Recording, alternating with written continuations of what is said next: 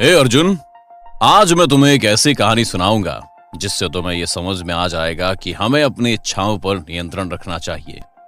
एक बार एक गांव में एक साधु रहते थे। वो गांव के बाहर वन में बनी अपनी कुटिया में जा रहे थे। इसी रास्ते में बाजार पड़ा। यहां से गुजरते हुए साधु की नजर एक दुकान पर पड़ी। यहां पर कई सारी टोकरियां पड़ी हुई थी। उन टोकरियों में खजूर रखे हुए थे। खजूरों को देखकर साधु को लालच आ गया। उनका मन खजूर खाने को करने लगा, लेकिन उनके पास पैसे नहीं थे। ऐसे में उन्हें अपने मन को काबू में रखना पड़ा। फिर वो कुटिया की तरफ चल दिए। साधु अपनी कुटिया पहुंच गए, लेकिन फिर भी खजूर खाने का विचार उनके मन से नहीं गया। वो लगातार इसी के बारे में सोचते रहे। वो ठीक से सो भी नहीं पा रहे थे। अगली सुबह वो जागे और फिर से खजूर खाने के बारे में सोचने लगे। उन्होंने सोचा, खजूर खाने हैं तो पैसे तो चाहिए ही होंगे।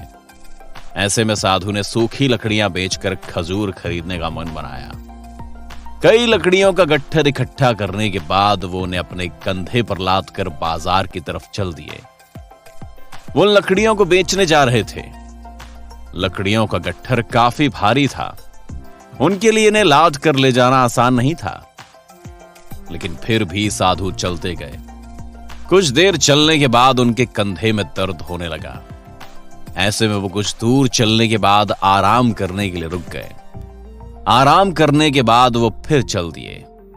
वो रुक रुक कर किसी तरह उन लकड़ियों के गट्ठर के साथ बाजार पहुंच गए।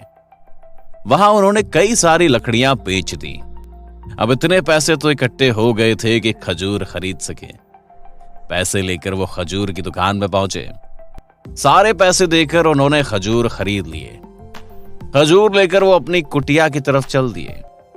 कुटिया की तरफ जाते जाते उनके मन में विचार आया कि आज खजूर खाने की इच्छा हुई तो मैंने खजूर खरीद लिए।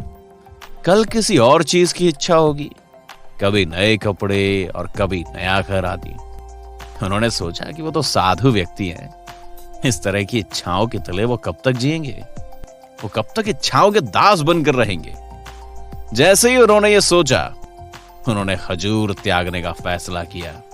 रास्ते में गुजरते हुए एक गरीब व्यक्ति को साधु ने खजूर दे दिए। इस तरह वो खुद की इच्छाओं का दास बनने से बच गए।